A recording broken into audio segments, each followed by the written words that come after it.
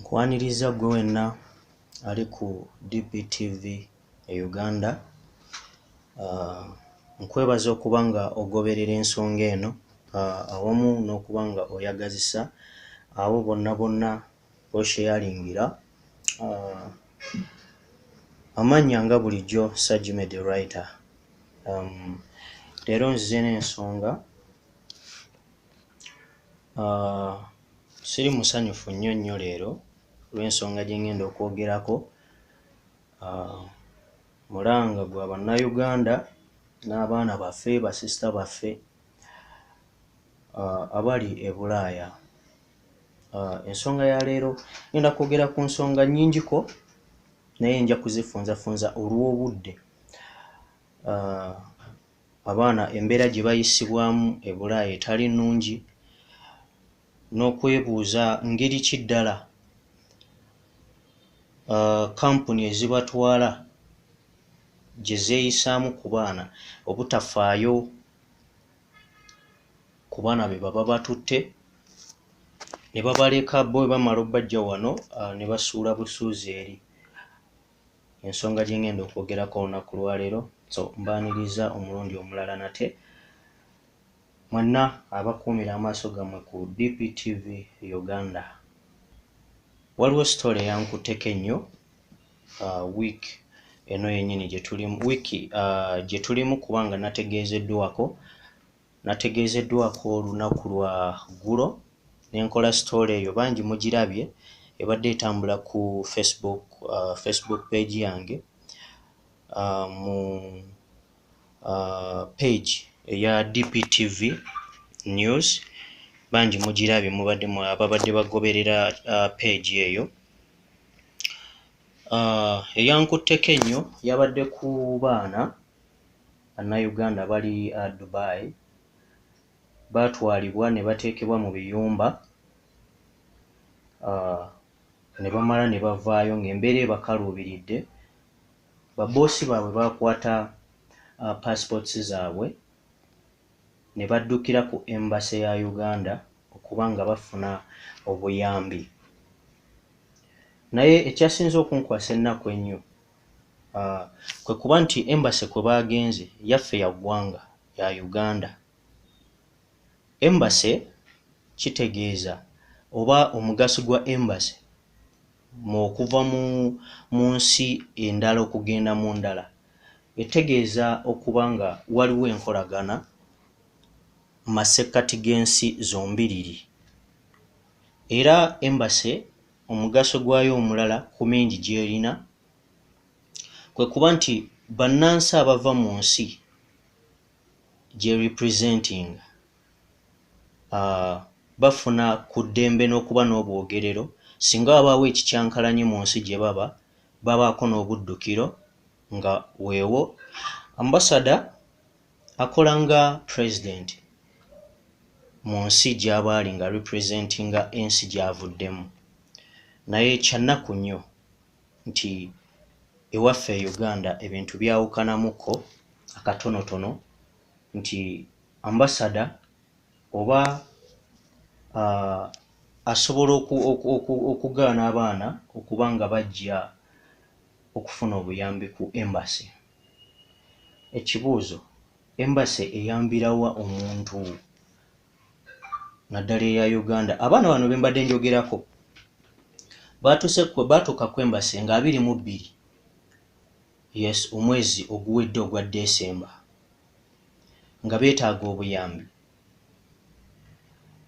Embassy mu kifo ky'okuyamba abaana abo kyeyakola yaggalawo. Nafunye ekiwandiiko kya embassy nga bagamba bo bagaddewo 22 bajja kuggulawo nga 5. Nenfuna ekibuuzo mu mutwe nti okuva ku 22 okutuuka ku ennaku z'omwezi nga 5 January, 22 December okutuuka ku nnaku z'omwezi nga 5 January, abaana bano be baasibira ebweru bagenda kubeerawa era wa we bali kati, kuba n'okutuuka leero wenkoledde tebannaba kuggulawo. Ekirala abantu abagezaako okuyamba abaana bano baakwatibwa ennaku z'omwezi nga 23 baakwatibwa ne bassibwa ne poliisi yasanga nga tebalina musango guli awo ne babata ne bafunawo omuyambi oba abayambi ababayamba abaana abo ne babawo ekyokulya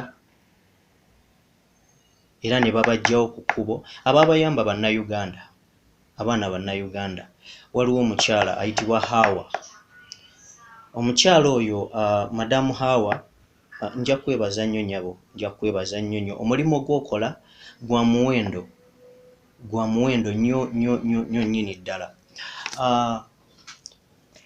abaana abo olwaleero beetaaga obuyambi kuvaayo mu nsi etali yaabwe naye twagala okwebuuza wakati mu kunyolwa abo abaana basisita baffe abo abaana bamaama baffe abamu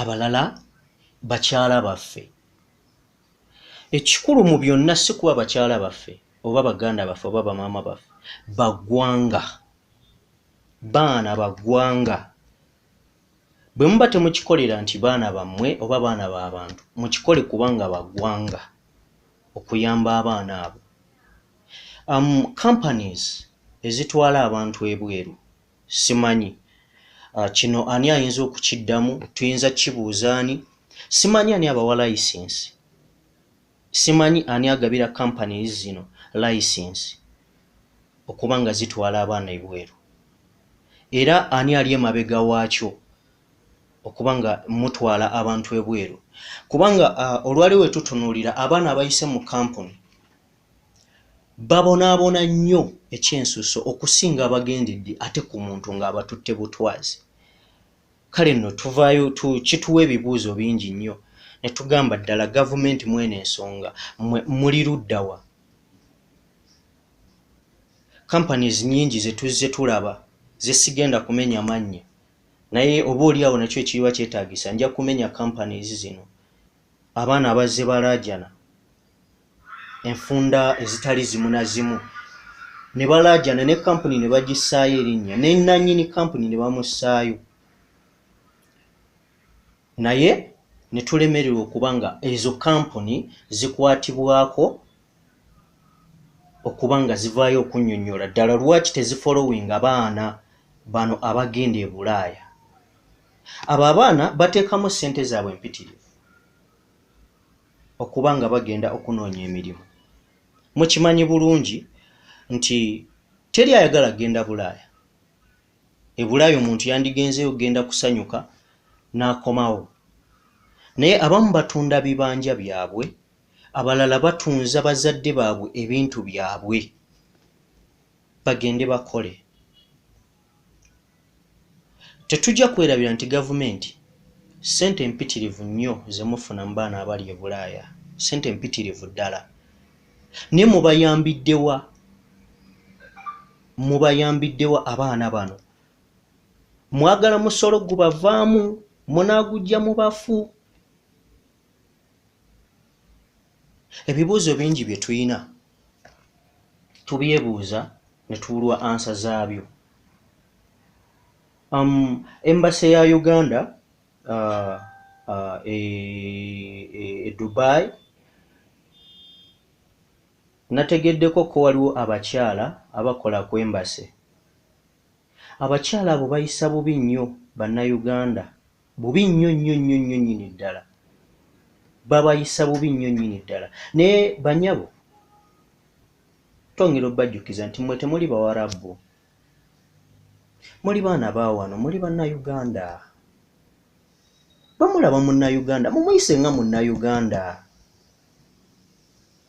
okukwata ssente za gye yanoonye si mirembe temulowooza nti basanyufu nnyo okuba nga bajjeeyo bakole mu biyumba by'abantu omuntu okuba nga akwata ssente empitirivu ddala najja mu kiyumba ddala asiimuule ennyumba eriko flow 7 si ssanyu ate nga yataddemu ssente ze banyabo tusaba mweddekoko era nja kusaba nnyo vidiyo eno omuntu anaagifuna nsaba ogitambuze nnyo nga bwe kisoboka egende ku buli muntu ne gwetuuseeko agitambuze etuuke ku bantu abo be twetaaga etuukeko. Ya Mr. President Sebo, abaana abali e Bulaaya babonaabona. Simanyi oba zino ensonga ozimanyiiko oba tozimanyiiko, naye abaana companies ezitwala abaana Sebo w'ekitiibwa President tezifaayo ku baana ba ggwanga be zitwala, tezifollowinga baana ba ggwanga, nti ne embassy eyandibadde ebayamba omwana singa afiira ku mawanga bamusasuza ssente omulambo okuguggyayo. Kale n'ekyo kituleetera ebibuuzo ebirala nti gavumenti weba egamba abaana abali e Bulaaya tebagyagala, mukozeewo ki okuba nga abo abaana mubaagalisa okubaagala? Mubawe ebyo bye beetaaga nabo babaagale, muleme bagamba nno tebabaagala nga temuyina kye mubafaako, temufa ku baana bali bweru. Gwe omwana yenna ali e Bulaaya, nsaba ofuna vidiyo eno giwe ne munno. Eno ensonga egezeeko okutambula kubanga oba oli awo bannamawulire bangi tebaagala kukola bintu bino, naye nze nasazeewo mbikole kubanga eyo waliyo baganda baffe, bannyinaffe, bamaama baffe. Nze kinkwatako ndi Munnayuganda, nnumirirwa nnyo Munnayuganda. Abasajja Abawarabu babonyaabonya abaana baffe, babonyaabonya nnyo abaana baffe ekisukkiridde. Tusaba mmwe ba agenti abatwala abaana mufeeyo ku baana, namwe muli bazadde. Leero mwana wa gundi gw'otutteyo naye enkyawuwo onaasanyuka ng'owuwo bamukola ebyo? Twagala mubeemu n'omutima omuzadde. Munoonya ssente, abo abaana babasasula ssente empitirivu okuva e Uganda. Mbasaba bannaaye mufollowinga abaana b'abantu nga wemuvaluwenga n'akasente akava mu bbo kubanga kagasa eggwanga. Bateeka ettaffaali ddene nnyo ku ggwanga Uganda, basacrificinga mmwe ne mufuna bufunyi misolo. Tuleme kutunuuliranga tugambe mbu simanya gavumenti yataddewo yaweereza amabugo ga ssente bwe ziti, omwana yavudde e Bulaaya. Lwaki mulinda okuwa amabugo? Mmwe be kikwatako muveeyo mutunuulire zino companies. Kampuni etasobola kufa ku mwana mugigyeko license. Ani abawa license? Ani ali emabega wa zino ensonga? Oyo atasobola ye kwatwako. Ng'abaana baffe, abaana b'eggwanga buli lunaku bongera okubonaabona. Fellow Ugandans, abaana abali e Bulaaya beetaaga obuyambi abasinga. Bali mu mbeera gy'otayagalangako ggwe naawe mwana wo kuba ng'agibeeramu. Zino ensonga teziruma nze nzekka Sajime, ziruma naawe.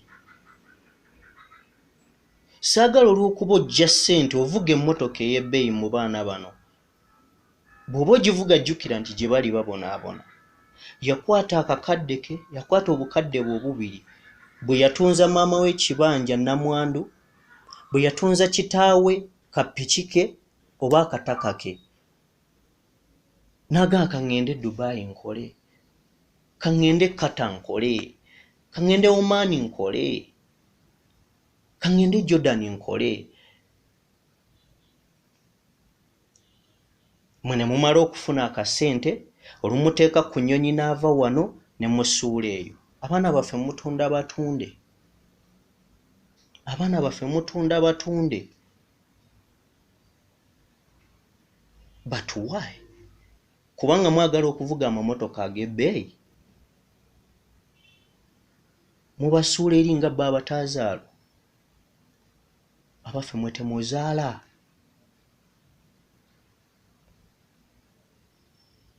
Nsaba bannayuganda bannaye tuddemuko omutima. Tuddemuko omutima.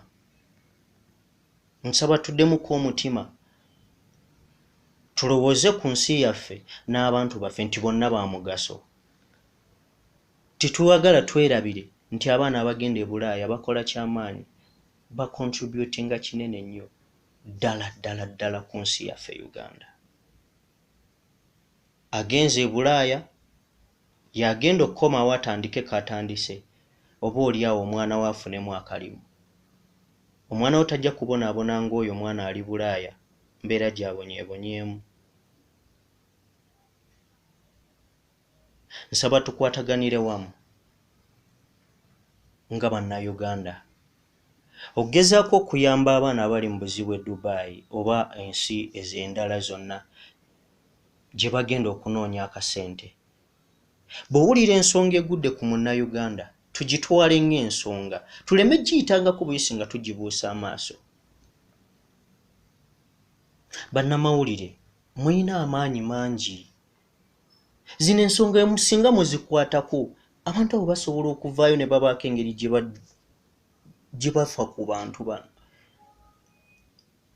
Omulimu gwaffe guli ku ki? Kukuba amawulire nti yakomezeddwawo afudde oba kuyamba kutaasa? Abaganda bagamba ogema kusinga okuwonya. Lwaki tetugema? Buno obubaka obusemberayo ddala ngenda buweereza bekikwatako nga gavumenti. Tubasaba bassebo ab'ekitiibwa, muyinza okuba temuyinaayo baana, neffe tuyinayo abaana, tuyinayo bannyaffe, tuyinayo ba kitaffe. Tusaba mukole obuvunaanyizibwa emirimu gyammwe, muyambe abaana bano nga tebannaba kutuukako obuzibu. Abaana babonaabona, abaana babonaabona e Bulaaya. Gavumenti mutuyambe. N'ekirala embasi ya Uganda naddala bannaaye. Nategedde tula Abu Dhabi ndowooza bwe kiri. Bannaaye abakolawo abakyala empisa embi ziyitiridde ate ng'effujjo mulikola ku bannayuganda. Kyewuunyisa nnyo. Kyewuunyisa nnyo. Buwoofiisi obuli eyo, obukampuni obujje n'abaana, awo kampuni ezikolagana n'ezeeno naye abali eri balina engeri gye babonyaabonyaamu abaana bakubibwa, batulugunyizibwa mu ngeri etali ya buntu ng'ate ababatulugunya bannayuganda. Oli n'akuba omwana n'amubuuza nti wajja mu muzannyo oba abaffe, oyo aba yeetaaga kuyambibwa omwana, si kuba. Bw'oba tosobola kumukyusa mu nju waali, mutetenkanyiza dde ewaka, okola kuba kugaanye. Tokuba mwana. N'otunuulira omuntu akubye omwana yenna ajjudde ebiwundu, yagenda kukola, bazadde be bali Uganda balowooza akola, kumba ali mu kutulugunyizibwa, abamu bayisibwa bubi, bakola ebintu ebitanyuma, ebitali bya buntu, babacunya mu ncunya yonna. Mikwano, mwenna abali eyo nga mmwe mulisiivinga abaana oba mmwe kuba ekyamazima mutunda batunde. Mbasaba mukyuseemu mikwano. Mulowooze ku baana b'abantu abo. Omuzadde asigala eno yeeyagala, amanyi omwana we yagenda kukola, abuulira n'abantu, omwana wange ali bweru. Omuntu wawulira ebweru alowooza kitalo nnyo. Naye ng'omwana ali mu maziga, mwasiiba, mwasula, nga mwe muli eno mweyagala bweyagazi.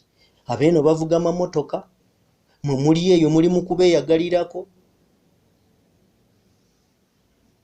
Si eyandibadde enkola entuufu. So mbasaba bannayuganda mukyuseemu bannaaye, mmwe abatwala abaana ku mirimu tusiima nnyo mwebale bafunira mirimu ne mukyuse mu mpisa ez'enkyafu ze mukozesa. Ngenda kusembayo nga neebaza abantu abakoze omulimu ogw'amaanyi ennyo okudduukirira bannaabwe abatuusiddwako obuzibu bonna. Ngenda kusooka n'omukyala Hawa. Omukyala oyo coordinator wa People Power yalondebwa omukulu Robert Kyagulanyi Ssentamu. Ngenda kugenda maaso n'okwebaza abaana aba taxi abali e Dubai. Banaye mwebale nnyo omulimu gwe mukola. Banaye mwebale nnyo, mwebalire ddala. Tusiima nnyo era abantu abampadde ensonga eno baŋŋambye mbagambe nti bye mukola basiima nnyo, basiimira ddala. Madamu Hawa gwe tukwebaza ekyensusso, webale nnyo, webalire ddala. Okoledde abaana bannayuganda, si baganda abo si ki, wabula wamanya nti nga we tuli bannayuganda tuteekeddwa okuyambagana. Nti n'abaana benjogerako awo Embassy be yasibira ebweru gwe wabawa ekyokulya ekyennaku nti ate bwe baakukwata ne babasiba banno naye baamala ne bavaayo. Ekyo Mukama yeebale. Ne tusiima nnyo, tusiimira ddala byonna bye mukola. Mugende mu maaso n'okuyamba abaana bannayuganda. Naawe omuntu ali eyo nga wandyetaaze okuyamba abaana bannayuganda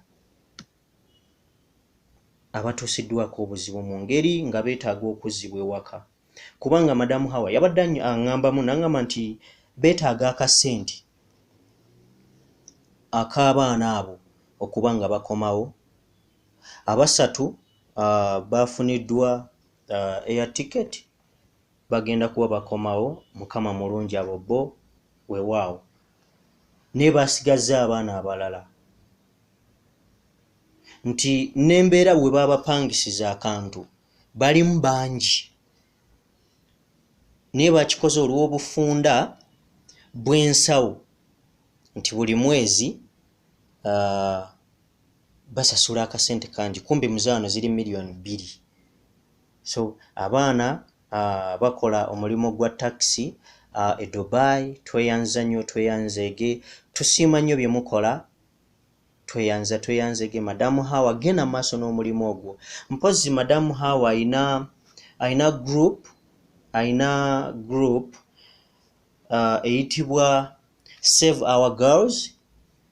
Abaana b'e Dubai abaana muna abali e Bulaaya abasobola okuba nga musobola okutuuka ku Madamu Hawa mumugezeeko mukozesa.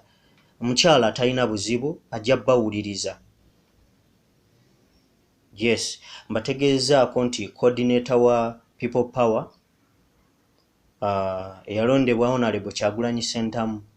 So mugezeeko omukozesa, mukyala talina buzibu ajja kuba nga abayamba.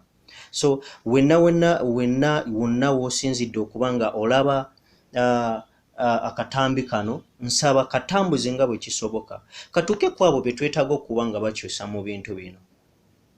Tolaba bulabi n'olekaawo, wabula kalabe okasindike kagende paka ku bakulu be twetaaga okuba nga katuukako. Wenna abadde alaba DPTV nkwebaza ekyensusso nti webale nnyo, webalire ddala. Tojjangawo maaso, beera ng'ogoberera bingi ebigenda okuba nga bikutuusibwako wano ku DPTV Uganda. Nange Sayajimed Writer nja kwongera okuba nga ngenda maaso n'okuggusa ensonga z'abaana baffe. Nja zikolerangako ddala ensonga z'abaana abali e Bulaaya.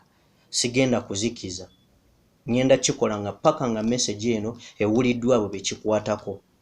Abadde alaba neyanza webalire ddala.